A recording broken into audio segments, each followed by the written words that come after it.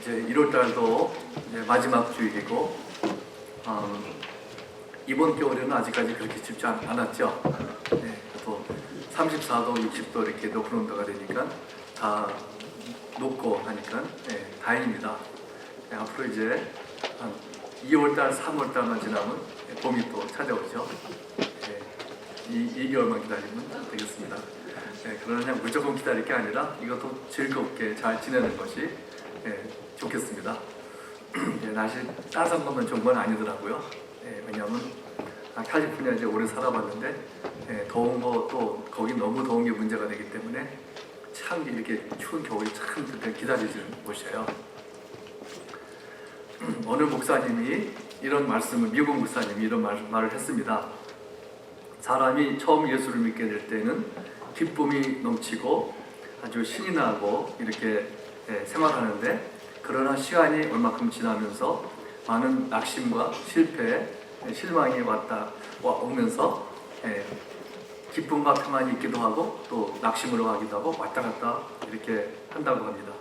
크리스천이 된 지 얼마 안 된 사람에게는 이러한 경험이 힘들어진다고 하는데, 왜냐하면은 항상 기쁘고 신나야만 한다고 생각하는데 실망이 찾아오고 실패가 올 때 낙심하기 때문이라 그랬습니다.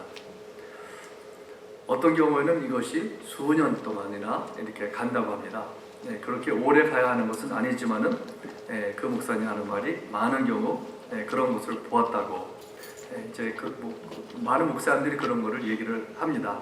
그래서 많은 사람들은 그들이 처음 경험했던 첫사랑과 그때 경험했던 그 기쁨과 감정을 되찾으려고 많이 노력을 하는데, 그런데 그렇게 할 필요는 없고 그것은 실수하였습니다. 그런가 하면은 그런 것을 겪는 것이 하나님의 계획과 섭리 안에 있기 때문에 그런 기간이 오래 가야 하는 것은 아니지만은, 다시 보면은 아브라함도 그런 기간이 오래 갔다는 것을 볼 수가 있습니다. 우리가 이것을 볼 때 갈라디아 교회 사람들처럼 갈라디아서 3장 1절에 보면은 사도 바울이 어리석도다 갈라디아 사람들아, 예수 그리스도께서 십자가 못 박히신 것이 너희 눈앞에 밝히 보이거늘 누가 너희를 꾀더냐, 이렇게 말씀했는데, 그것은 우리가 그들이 처음에는 하나님의 은혜로 생활을 하다가 그 다음에 당신의 힘으로 이렇게 행할 것이냐 이렇게 말한 것, 경계를 한 것입니다. 그렇게 실패하고 좌절하기도 하고 하는 것은 우리의 내 삶을 배우는 과정이라 이렇게 말씀했습니다. 그러나 단순히 말하면은 언제나 내가 스스로 무엇을 하려고 할 때는 실패지만은 내가 하나님을 의지할 때는 승리한다 그랬습니다. 주님께서는 우리로 하여금 우리가 배울 때까지 그것을 경험하게 한다 이렇게 그분이 말씀했고, 그러나 우리가 이것을 배우게 될 때 우리의 삶에서 점점 더 많은 승리와 평화와 기쁨과 열매를 경험하게 된다 그랬습니다. 우리 이번에 교회 표어가 영을 따라 사는 사람이 됩시다 이렇게 이렇게 해봤습니다. 육신의 생각은 사방이요 영의 생각은 생명과 평안이니라. 로마서 8장 6절 말씀. 그리고 4절 보면은 육신을 따르지 않고 그 영을 따라 행하는 우리에게 율법의 요구가 이루어지게 하려 하십니다. 우리 믿는 사람에게는 항상 어떻게 보면 두 가지 길이 있습니다. 두 가지 초이스가 있습니다. 육신을 따르는 길이 있고 영을 따라 사는 길이 있습니다. 언제든지 어떻게 보면 참 그런 것 같아요. 두 가지 간단합니다. 믿음의 아버지라고 불리웠던 아브라함도, 물론 사라도 처음부터 그렇게 믿음의 사람만 아니었고 항상 승리만 하는 그런 생활을 하지 못했습니다. 시험과 그 실패를 반복하면서 믿음이 자라고 성장했던 것을 볼 수가 있습니다. 그래서 아브라함의 스토리를 통해서, 우리가 아브라함 잘 아는데 아브라함의 스토리를 통해서 참 그가 어떻게 믿음이 성장했는지 오늘은 잠깐 그 한 줄 동안 우리 본 것을 잠깐 보겠습니다. 우리 사도행전 7장 2절에 보면 스데반이 설교에서 이런 사실 이렇게 말해주고 있습니다. 여러분 부형들이여 들으소서. 우리 조상 아브라함이 하란에 있기 전 메소포타미아에 있을 때 영광의 하나님이 그에게 보여 이르시되 내 고향과 친척을 떠나 내가 네게 보일 땅으로 가라 하시니 아브라함이 갈대아 사람의 땅을 떠나 하란에 거하다가 그의 아버지가 죽음에 하나님이 그를 거기서 너희 지금 사는 이 땅으로 옮기셨느니라. 네, 이렇게 말씀하고 있습니다.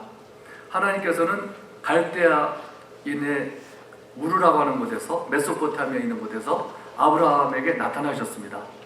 창세기 11장 31절에 보면 이렇게 말씀합니다. 데라가 그 아들 아브라함과 하란의 아들인 그의 손자 롯과 그의 며느리 아브라함의 아내 사레를 데리고 갈대아인의 우르를 떠나 가나안 땅으로 가고자 하더니 하란에 이르러 거기 거류하였으며, 이 부분은 참 한 가지 이제 보이는 것이 뭔가 하면은 하나님께서 아브라함에게 나타나셔가지고 언약을 하시고 너의 아버지의 집을 떠나라 그러셨어요. 친척을 떠나라고.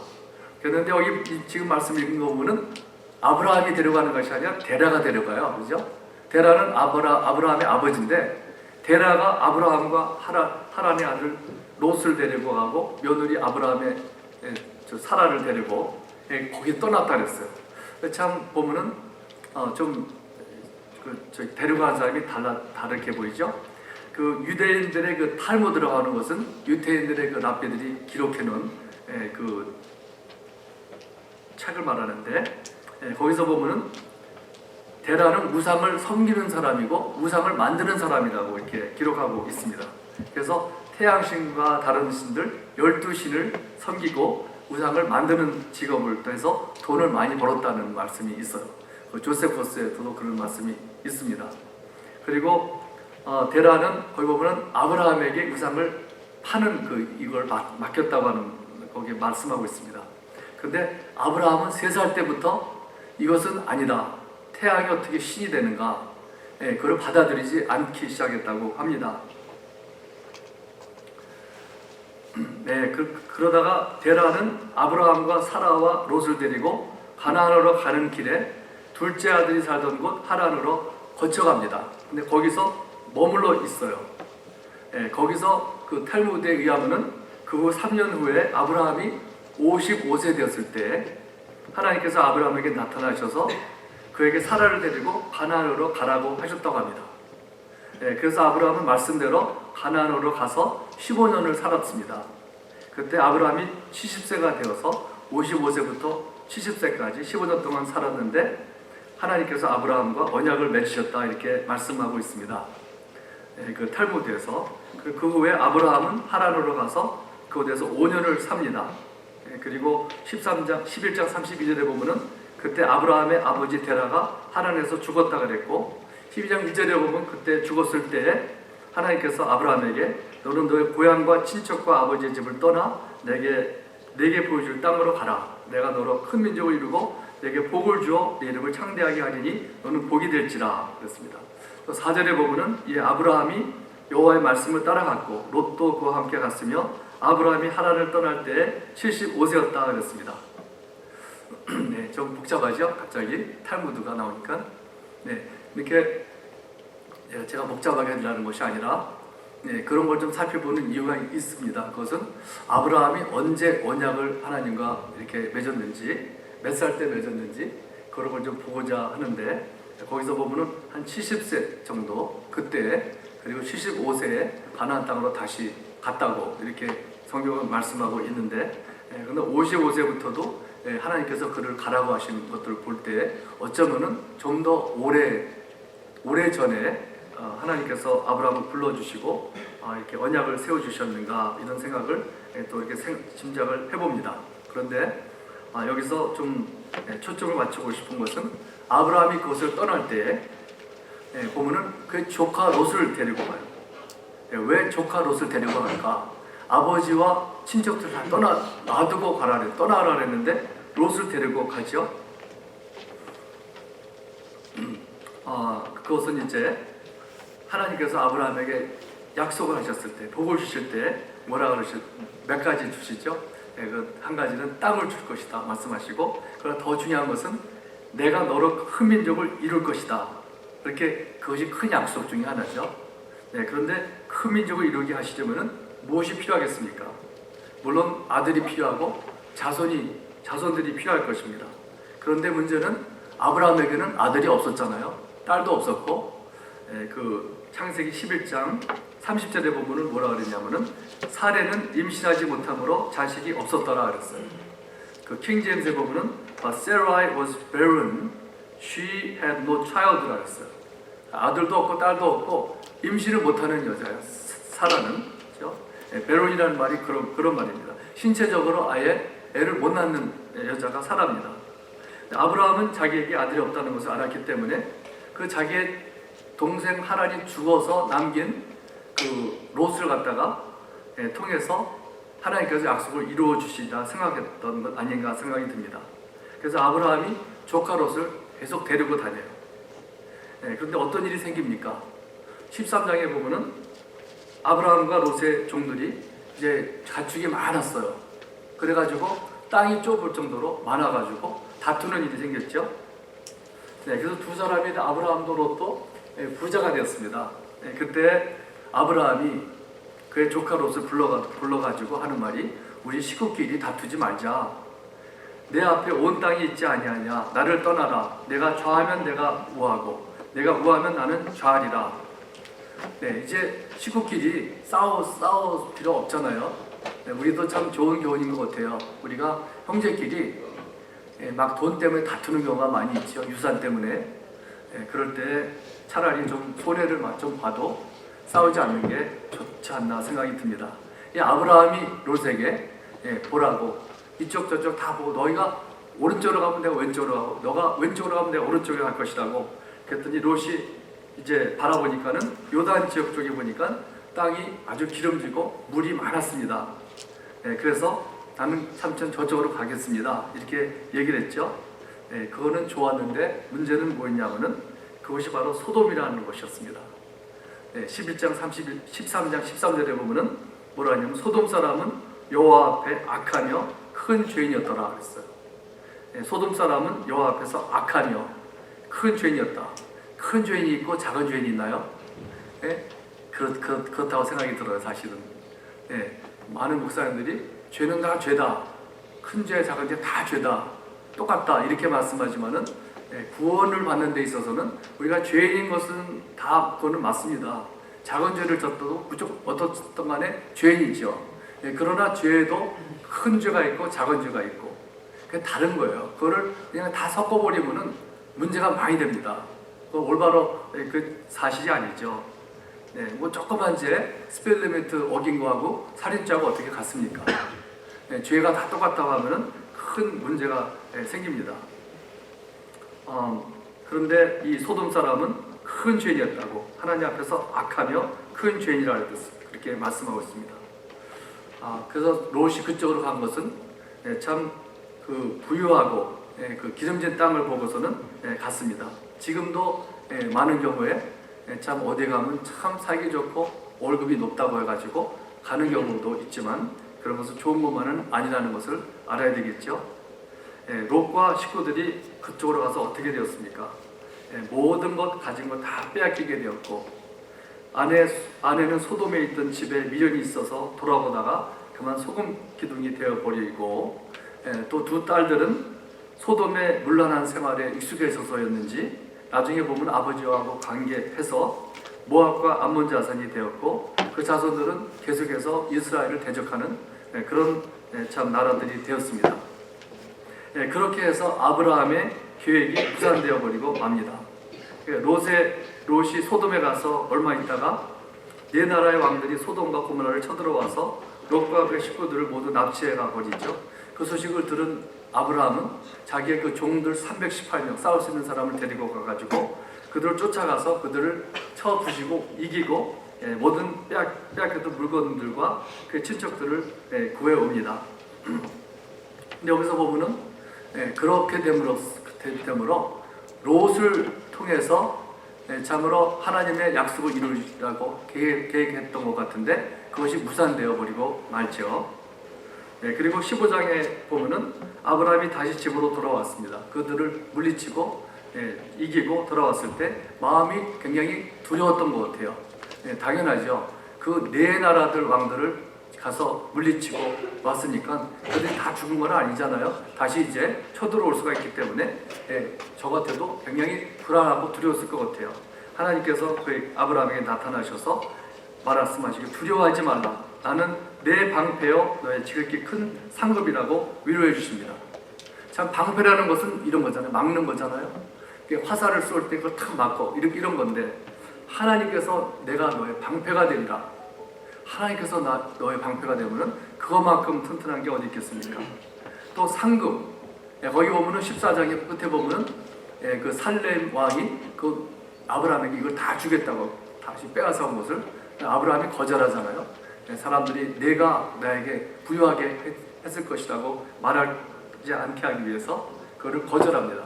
그래서 하나님께서는 내가 너의 방패가 될 것이고 너의 상급이 될 것이라고 이렇게 말씀해 주십니다. 근데 그때 아브라함은 15장 2절에 보면 뭐라 그러냐면은 주 여호와여 무엇을 내게 주시려 하나이까 나는 자식이 없사오니 나의 상속자는 이 다메섹 사람 엘리에셀이니이다. 아브라함은 사실은 부유한 편이에요. 아주 부자인 것 같아요. 그런데 한 가지 지금 가장 부족한 거 없는 것은 뭐냐면 하나님의 약속을 받기 위해서 아들이 필요한데 지금 로또 지금 이제 잃어버렸고 아무도 없습니다. 그래서 대책이 누구냐면은 종 엘리에셀이에요. 탈무드에 또 보면은 엘리에셀은 메소포타미아에서 데려온 사람이라고 했어요.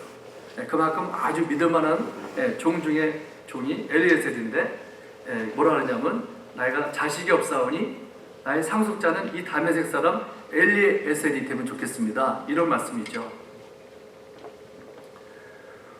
그러나 하나님께서 뭐라 그러십니까? 아브라함아 아니다. 내 몸에서 날 자가 내 상속자가 되리라.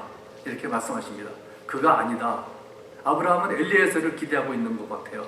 엘리에셀이 상속자가 되면 되겠습니다. 하나님께서 아브라함아 아니다.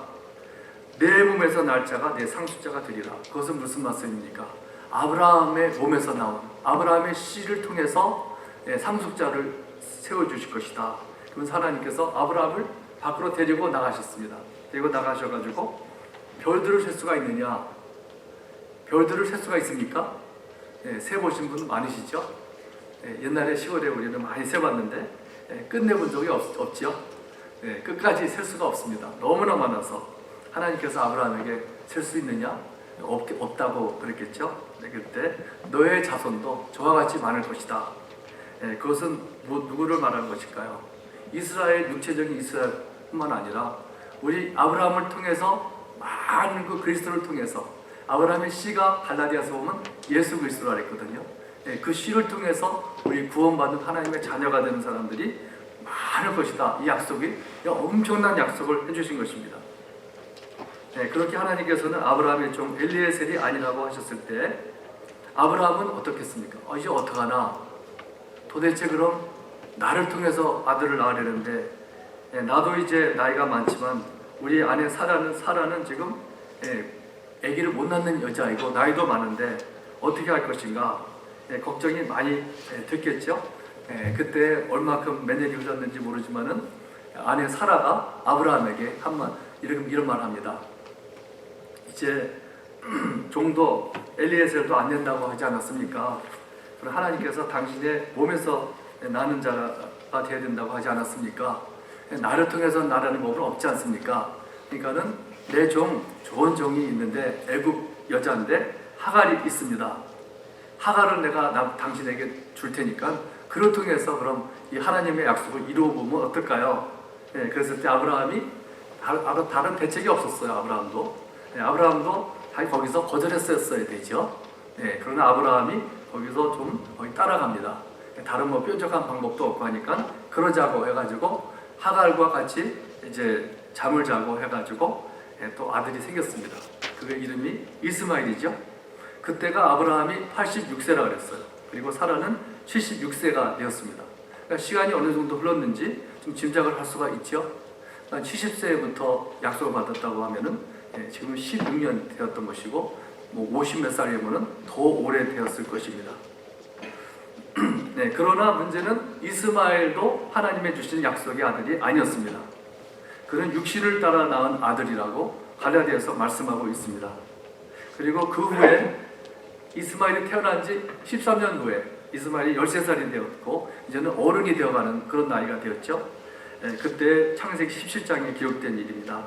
아브라함이 99세가 되었을 때 하나님께서 아브라함에게 나타나셔서 아브라함의 이름을 아브라함에서 아브라함으로 이름을 바꿔주십니다. 아브라함은 존귀한 아버지고 이름의 의미가 아브라함은 많은 무리의 아버지라고 했습니다. 그러나 중요한 것은 아브라함 많은 무리의 아버지라고 이름을 바꿔주시고 그 이유는 내가 여러 민족의 아버지가 될 것이다. 그리고 15절부터 오늘 읽은 말씀 15절부터 보면은 하나님께서 또 사라의 이름도 바꿔주십니다.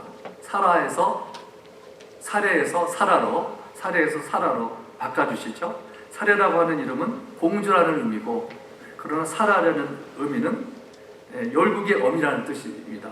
그것도 똑같은 의미죠. 사라도 그것은 무슨 말일까요? 아브라함뿐만 아니라 아브라함과 아내 사라를 통해서 이제 그 씨를 주시고 자손을 주실 것이라고 하시는 말씀입니다. 그래서 이제 그 사라가 열국의 어미가 될 것이라고 그랬을 때 오늘 말씀 17절에 보면요 뭐라고 쓰냐면 아브라함이 엎드려 웃으며 마음속으로 이르되 100세 된 사람이 어찌 자식을 낳을까? 사라는 90세니 어찌 출산하려 하고 90세가 애 낳는 거 보셨습니까? 그때 물론 수명이 지금보다는 길었죠. 아브라함이 175세 살았으니까 지금의 거의 2배가 되긴 한 것 같아요. 그래도 여자가 90세면은 지금은 적어도 60세는 정도 되지 않았을까? 애를 못 낳죠. 뭐 기록을 세운 사람이 하나 있긴 있는데 한 15년 전인가 65세 난 사람이 유럽에서 어떤 여자가 애 낳았다는 소식을 들었습니다만 그것은 보통 얘기가 아닙니다만 그거하고 또 케이스가 다른 것이 이것은 불가능한 신체적으로 애를 못 낳는 경우입니다. 그런데 아브라함이 그 얘기를 듣고서는 어떻게 했습니까? 엎드려 웃으며 마음속으로 말하기를 100세 된 사람이 어찌 자식을 낳을까? 사라가 90세니 어찌 출산하리요? 아브라함이 이에 하나님께 아뢰기를 이스마엘이나 하나님 앞에 살기를 원하나이다. 우리 이거를 주석을 좀 보면요, 어떤 많은 사람들은 이 아브라함은 웃음이 믿지 못해서 그런 것이 아니다. 하나님께서 어떻게 주시는지 재밌어서 웃은 것이라고 하는 해석이 많이 있지만, 그럴 수도 있겠지만은 이것이 두 구절을 볼 때 그렇게 해석하기 힘들다 하는 생각이 좀 듭니다. 왜 그런가 하면은 17절에 읽은 것처럼 어떻게 자식을 낳을까 하면서 18절에 보면은 아브라함이 이 하나님께 아뢰되 이스마엘이나 하나님 앞에 살기를 원하나이다. 이것은 포기한 것이라고 생각이 듭니다. 이스마엘이나 하나님 앞에 살기를 원하나이다. 그 말씀은 그런 거 우리 희망하고 싶지 않습니다. 이스마엘이나 하나님 앞에 살아서 그 아들로 이어지기를 바랍니다. 그런 것 아니겠어요? 또 무슨 의미인가 하면은 얼마나 지쳤을까 아브라함이 그런 생각이 들죠. 참 롯을 통해서 아들을 해보려고 했는데 실패했고 그 다음에 엘리에셀을 통해서 하려고 했는데 하나님께서 아니라고 하셨을 때 실망하면서 그러면은 하갈을 통해서 이스마엘을 통해서 이스마엘이 이제 13살이 되었으니까 지금 잘 자라고 있고 튼튼하고 아주 늠름해 보였을 것입니다. 그 이스마엘을 기대하고 지금 13년 동안 살았는데 하나님께서 그것도 아니라고 하시니까 어떻게 하겠습니까? 이제 지쳤습니다. 이제 아브라함은 지친 것 같아요. 저 같아도 지쳤을 것 같습니다. 시간이 얼마나 지났을까요? 아까 진짜 자세히 모르지만 24년, 30년, 어쩌면 더 지났는지도 모릅니다. 정말 이제는 아브라함도 이스마엘과 정이 많이 들었을 거예요. 아들을 주셨는데 어쨌든 간에 자기 아들인데 13살이 되었고 얼마나 사랑스럽고 그렇겠습니까? 그래서 아브라함은 하나님께 말하기를 이스마엘이나 하나님 앞에 살기를 원하나이다. 지금 여태까지 아브라함이 이렇게 저렇게 방법으로 노력을 많이 해봤지만 다 안 됐고 지금 그래도 이제 13살 난 이스마엘이 생겼는데 그것도 아직 포기하라니 지쳤을 것 같아요. 그래서 아마 하나님 이제 나는 지쳤습니다. 더 이상 못합니다. 포기하렵니다. 이렇게 말하는 건 아닐까 생각이 듭니다. 아브라함이 몰랐던 것은 무엇이었을까요? 아브라함은 하나님이 주신 약속을 자신이 이루어야 한다고 생각했던 것입니다. 그것은 마치 이런 것과 똑같아요. 어떤 미국 목사님이 하는 말이, 어떤 아버지가 아들에게 이번 크리스마스 때 내가 자전거 하나 사줄게 그러니까는 그 아들이 고맙긴 한데 아버지 해줄 수 있을 능력이 없을 것 같습니다 생각하고서는 아르바이트를 막 해가지고 돈을 많이 벌었대요. 그래가지고 그랬을 때 아버지가 어떨까요? 야, 내가 나를 뭘 아느냐, 내가 돈이 없긴 하지만 자전거 같은 거는 못 사주겠느냐, 이게 기뻐하지 않았을 거예요. 우리 하나님께서도 아브라함에게 약속을 해주셨는데 해주실 수 있을 것 같지가 않아요. 사라는 지금 애를 못 낳는 여자인데 어떻게 그를 통해서 이게 불가능해 보이거든요. 그렇기 때문에 아브라함은 이렇게 저렇게 롯을 통해서, 엘리에셀을 통해서, 이스마엘을 통해서 이렇게 저렇게 해보려고 노력을 하고, 그것은 사실은 하나님을 도와드리려고 했던 것입니다. 도와드리는 것은 의도는 좋지만 그렇지만 하나님께서 기뻐하시지 않으세요. 왜 그런가 하면은 하나님의 말씀을 아무리 불가능해 보여도 그냥 믿고 기다리는 걸 원하시지, 그걸 갖다가 내가 도와주겠습니다, 하나님은 도움이 필요하십니다, 이런 것은 좋아하시지 않습니다. 우리 하나님께서 왜 아브라함이 100세 될 때까지 이렇게 기다리셨던 것일까요? 한번 골탕 좀 먹어봐라, 그런 것이었을까요? 저는 옛날에 이런 생각을 했었습니다. 하나님께서 약속을 주시면 저렇게 성경을 보면 항상 오래 기다려야지 주시는 것을 보면서 하나님께서 나에게 약속을 주시면 그냥 기다리면 되는구나, 시간만 가면 되니까 그냥 까맣게 잊어버리고 어디 잠이나 실컷 자고 일어나서 그리고 하나님께서 때가 되면 주시는 거 아닌가, 그런 생각을 할 때가 전 많았습니다. 그런데 하나님은 그런 하나님은 아니십니다. 그것은 잘못된 생각입니다. 하나님께서는 아브라함이 그가 자기의 육신의 방법으로, 노력으로 힘써서 하나님의 약속을 이루려고 하는 것을 포기할 때까지, 완전히 포기할 때까지 기다리셨던 것입니다. 그래서 하나님께서 약속하신 것을 하나님께서 그 기적적인, 초자연적인 방법으로 이루시려고 하셨던 것입니다. 오늘 말씀 19절에 보면은 이스마엘이나 사기를 원하나이다 하는 아브라함에게 하나님께서 아니다, 내 아내 사라가 내게 아들을 낳으리니 그 이름을 이삭이라 하라, 내가 그와 내 언약을 세우리니 그의 후손에게 영원한 언약이 되리라, 이렇게 말씀하십니다. 하나님은 참 아브라함의 마음을 살피시는 분이십니다. 아브라함이 이스마엘이지만 이스마엘을 사랑하는 건 당연한 거죠. 내 아들이니까. 하나님께서는 내가 기도하는 건 내가 들었다 하시면서 내가 그에게도 복을 주어서 그가 큰 나라가 될 것이다. 그러나 내 언약은 내가 내년 이 시기에 사라가 내게 낳을 이삭과 세우리라. 하나님께서 이스마엘을 사랑하시지 않는 건 아닙니다. 그도 사랑한다. 잘되게 내가 해줄 것이다. 그러나 이스마엘은 약속하신 아들이 아니고 약속하신 아들은 이삭이라고 하시는 것입니다. 갈라디아서 4장 28절에 보면 바울은 이렇게 말합니다. 형제들아, 너는 이삭과 같이 약속의 자녀라. 그러나 그때 육체를 따라 난 자가 성령을 따라 난 자를 박해한 것 같이 이제도 그러하도다.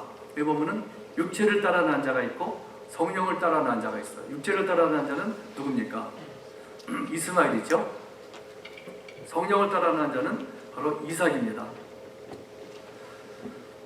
그리고 우리 믿는 사람들은 다 이삭의 자녀, 약속의 자녀라고 말씀하고 있습니다. 우리 이 말씀을 보면서 자 먼저 아브라함과 사라가 하나님을 도우려고 했던 것은 모르고 한 것입니다. 좋은 의도로 하나님을 도와드리려고 했습니다. 그러나 그들이 하는 것은 하나님이 기뻐하시지 않으셨습니다.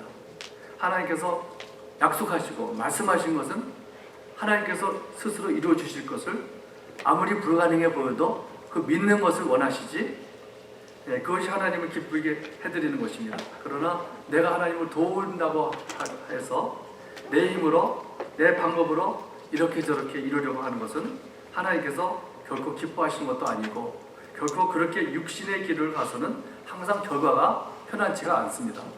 어떻게 편안치가 않았는가 보면은 하갈과 사라 사이에 얼마나 힘이 들었습니까? 와이프를 둘이 있다는 것 자체가 그렇죠. 그래서 서로 막 다투고 싸우고 또 보내고 이런 것들 우리가 볼 수가 있습니다. 또 이스마엘이 이삭을 얼마나 괴롭혔습니까? 그것은 이제 20장 이렇게 보면 나옵니다. 지금도 그 육신의 길을 택한 결과로 인해서 지금 이스마엘의 자손으로 인해서 이스라엘과 얼마나 지금도 나라들이 싸우고 힘듭니까? 네, 그래서 로마서 8장 8절에 보면은 육신에 있는 자들은 하나님을 기쁘시게 할 수 없느니라.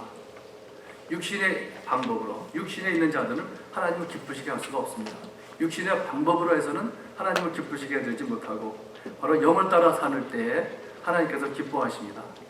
마크 스미스 목사님은 이 말씀에 대해서 이 말씀이 우리에게 주는 교훈은 무엇이라고 그랬냐면은 크리스천의 삶은 열심히 노력해서 애써서 하나님의 뜻을 이루는 것이 아니고 나는 아무리 노력을 해도 안 되는 것을 깨닫고 그분의 캐릭터와 그의 성실하심에 맡길 때에 그가 약속하신 것을 이루신다 그랬습니다. 네, 이것이 우리의 삶에서 참 중요한 것입니다. 그것은 정말 사랑과 기쁨과 평안 이런 것들이 성령의 열매죠. 이런 것들이 우리의 노력으로 해서 애써서 되는 것이 아니고 흉내를 내서도 안 되는 것이고 따라해서 되는 것도 아닙니다. 이런 열매는 바로 그 말한 것은 성령의 열매. 성령의 열매라는 것은 성령께서 주시는 것이지 내가 애써서 노력해서 되는 것이 아니라는 것입니다. 그래서 예를 들면 인내하는 것도 내가 인내해야지. 그래서는 꾹 참고 있다가 내 힘으로 하는 것은 문제가 생기고 언젠가 터져요. 꾹 억지로 참다가 어때 기회가 되면 못 참고 팍 터지는 경우 보셨죠?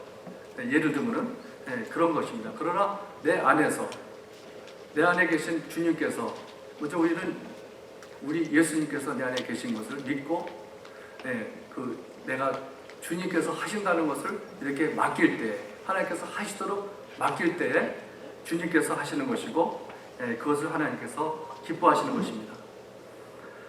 네, 그래서 우리 갈라디아서 3장 16절에 보면은 뭐라 하냐면은 이 약속들은 아브라함과 그 자손에게 말씀하신 것인데 여럿을 가리켜 그 자손들이라 하지 아니하시고 오직 한 사람을 가리켜 내 자손이라 하셨으니 곧 그리스도라 그랬습니다.